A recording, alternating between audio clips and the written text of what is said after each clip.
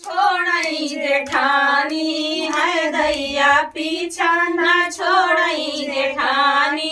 होत सबेर में चाय बनाए होत सबेर में चाय बनाए है दैया चुस्की लगावई जेठानी है दैया चुस्की लगावई जेठानी है दैया पीछा न छोड़ई जेठानी साँझ सबेर मैं खाना बनाऊं साँझ सबेर मैं खाना बनाऊं है दैया चटनी पिसावई जेठानी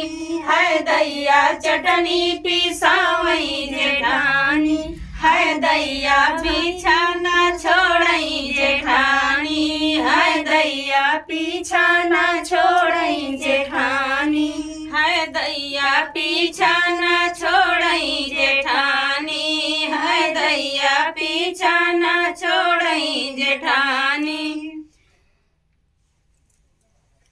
यार गाना में ना